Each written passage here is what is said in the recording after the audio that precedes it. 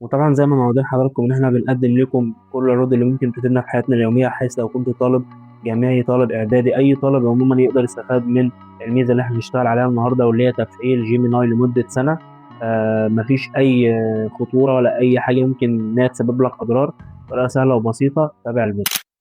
السلام عليكم ورحمه الله وبركاته. ازيكم يا جماعه؟ رب دايما تكونوا بخير ان شاء الله. النهارده فيديو جديد من برنامجكم بعد الساعه. اول حاجه ان احنا بنخش على الموقع اللي انا هسيبه لك طبعا في قناه التليجرام. اي تفاصيل كلها تكون على قناه التليجرام، فبسرعه تخش تنضم على قناه التليجرام، عشان في عموما شروحات ان شاء الله الفتره اللي جايه كلها هتبقى على التليجرام. فالناس اللي هي تكون على علم ان هم عايزين يعرفوا ايه اللي هينزل على قناه اليوتيوب، يكونوا مشتركين في قناه التليجرام، عشان في حاجات ان شاء الله الفتره اللي جايه هنزلها لتفعيل شات جي بي تي لمده سنه ان شاء الله. توضيح للشرح اللي احنا بنتكلم عنه النهارده ده، لازم تكون عندك اكونت جيميل جديد، ما تكونش فعلت عليه اي عروض قبل كده، سواء زي العروض اللي احنا كنا بنشتغل عليها في القناه، زي جيميناي ستودنت اللي هو الخاص بالطلاب لمده سنه. لو انت مفعل العرض ده على الاكونت بتاعك الجيميل، الطريقه دي مش هتنفع معانا النهارده. لازم يكون عندك اكونت فريش، ما يكونش عليه اي عروض قبل كده انت عملتها على الاكونت ده، بحيث تقدر ما يحصلش معاك ما يحصلش معاك مثلا العرض ما يظهرش ليك في الشرح بتاع النهارده. تسجيل بالاكونت بتاعك على سان اب على الاكونت الجديد اللي انت عملته طبعا على الجيميل، هتسجل بيه. هتبتدي ان هو يقول لك تكتب البيانات بتاعه الاكونت ده. هتبتدي ان انت تضيف اول حاجه الاسم بتاعك هيكون طبعا مكتوب، هيكون متخذ من الاسم اللي انت عملته في الاكونت اي بيانات. تمام. هتبتدي ان هو يقول لك ضيف لي رقم هيقول لك ضيف لي رقم هندي. هسيب لك طبعا كل الارقام او رقم واحد كلكم عايزين تشتغلوا عليه، انا هسيبكم طبعا على التليجرام. هتضيف رقم الهندي زي ما انا ضايفه كده، وتبتدي تنزل تحت تكتب حاجه. اول حاجه اسمها دلهي. دلهي اول ما هتكتب دلهي هيكتب لك ايه؟ انديا دلهي. تختار انديا دلهي زي ما انا عامل كده في الفيديو. هتختار اول حاجه في الكانتري، هتختار دلهي. هيبتدي ان هو يجيب لك كده زي نظام اختيارات.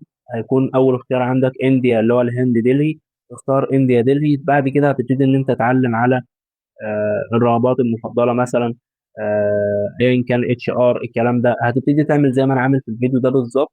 هتبتدي في الاخر نوع خالص، بعد ما تضيف البيانات كلها بشكل بسيط مفيش فيها اي حاجه خالص، هتبتدي ان انت يوجهك اللي هو يقول لك احصل على العرض.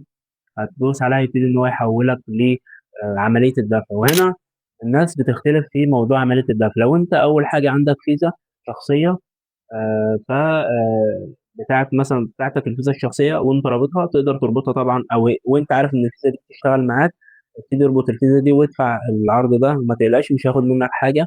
لان العرض عموما مجاني تماما من شركه جوجل. تمام.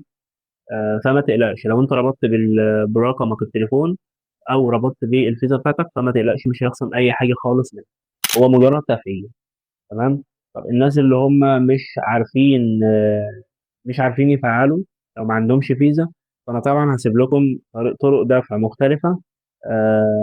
مختلفه، مثلا ان انت تضيف فيزا عموما تقبل معاك، بس دي لها طريقه تانية انا ممكن ابقى انزل لكم شرح ليها النهارده.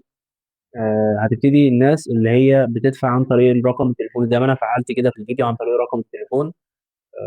هتبتدي ان انت طبعا تعمل كونكت للرقم التليفون، هيحولك طبعا على جوجل بلاي. هتبتدي ان انت تفعل الرقم اللي هو فودافون كاش للرقم، او الدفع عن طريق الرقم بشكل عام. وبعد كده هيبتدي ان هو يضيف لك الرقم كده، وبعد كده تدوس على الكونفيرم اللي هو انت خلاص اشتركت طبعا في العرض ده. يبتدي ان هو يشترك ويقول لك سكسسفول ان هو تمت عمليه الشراء بنجاح. وبس كده انت فعلت العرض. طبعا كل المميزات هسيبك انت تكتشفها، زي الادوات مثلا زي معك نانو بنانا، اي حد ممكن يستخدمها. الفكره فين بقى؟ ان انت استخدامك للنموذج بتاع الجيميناي عموما بشكل عام مش هيكون له ليميت. يكون معاك طبعا احدث المودلز اللي هي جوجل بتقدمها، فانت هتكون اول واحد بيستخدمها بشكل سلس وحر جدا.